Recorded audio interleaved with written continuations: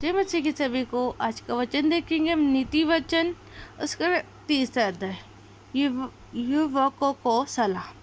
हे मेरे पुत्र, मेरी शिक्षा को ना भूलना, अपने हृदय में मेरी आज्ञा को रखे रहना, क्योंकि ऐसा करने से तेरी आयु बढ़ेगी और तू अधिक कुशल से रहेगा। कृपया और सच्चाई तुझसे अलग न होने पाए, वरन उनको अपने गले का हार बनाना और अपनी हृदय रूपी पट्टी पर लिखना। तू तो परमेश्वर और मनुष्य दोनों का अनुग्रह पाएगा। तू अति बुद्धिमान होगा। तू अपनी समझ का सहारा ना लेना, वरन संपूर्ण मन से यहोवा पर भरोसा रखना। उसी को समर्पण करके सब काम करना, तब वह तेरे लिए सीधा मार्ग निकालेगा।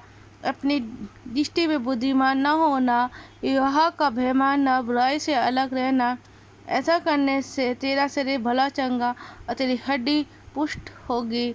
अपनी संपत्ति के द्वारा और अपनी भूमि की सारी पहली उपजा देकर यहोवा की प्रतिष्ठा करना। इस प्रकार तेरे खत्ते भले पूरे होंगे और तेरे रसकुंड में नया दाग मधु उमड़ता रहेगा। हे मेरे पुत्र, यहोवा की शिक्षा से मुँह न मोड़ना, और जब वह तुझे डांटे तब तू बुरा न मानना, क्योंकि यहोवा जिसे प्रेम रखता है उसको डांटता है, जैसे कि बाप उसे बेटे को जिससे वह अधिक चाहता है। क्या ही धन्य है वह मनुष्य जो बुद्धि पाए और वह मनुष्य को समझा प्राप्त करे, क्योंकि बुद्धि की प्रति चांदी की प्राप्ति से बड़ी है। उसका लाभ चोखे सोने से के लाभ से भी उत्तम है। वह मूंगे से अधिक अनमोल है, और जितनी वस्तु की तू लालसा करता है उनमें से कोई भी उसकी तुल्य न ठहराएगी। जिसको दाहिने हाथ में दीर्घ और उसके बाएं हाथ में धन और महिमा है, उसके मार्ग आनंददायक है और उसके सब मार्ग कुशल के हैं। जो बुद्धि को ग्रहण कर लेते हैं उनके लिए वे जीवन का वृक्ष बनाते हैं, और जो उसको पकड़े रहते हैं वह धन्य है। यह ने पृथ्वी की नींव बुद्धि ही से डाली और स्वर्ग को समझ ही के द्वारा स्थिर किया।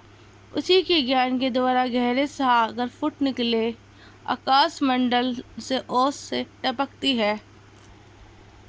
हे मेरे पुत्र, ये बातें तेरी दृष्टि की और ओट में ना रहने पाए।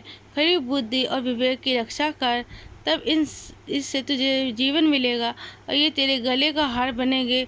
तब तू अपने मार्ग पर निडर चलेगा, तेरे पाँव में ठेस ना लगेगी। जब तू लेटेगा तब भय न खाना, जब तू लेटेगा तब सुख की नींद आएगी। अचानक आने वाले भय से ना डरना, और जब दुष्ट पर विपत्ति आ पड़े तब ना घबराना, क्योंकि यह तुझे सहारा दिया करेगा और तेरे पाँव को फंदे में फंसने ना देगा। जिसका भला करना चाहिए, यदि तुझ में शक्ति रहे तो उनका भला करने से ना रुकना। यदि तेरे पास देने को कुछ हो तो अपने पड़ोसी से ना कहना कि जा कल फिर आना, कल मैं तुझे दूंगा। जब तेरा पड़ोसी तेरे पास भटके रहता है तब उसके विरोध बुरी युक्ति न बांधना। जिस मनुष्य ने तुझसे से बुरा व्यवहार किया हो उसका कारण मुद्दा खड़ा ना करना। उपद्रवी पुरुष के विशेष में ढह न करना, न उसको विचार चलना, क्योंकि यह कुटिल से घृणा करता है, परंतु वह अपना भेद सीधे लोगों पर खोलता है। दुष्ट के घर पर यहोवा का श्राप और अधर्मियों के वासस्थान पर उसकी आशीष होती है। ठट्ठा करने वालों से वे नीचे ठट्ठा कर रहता है और दोनों पर अनुग्रह करता है।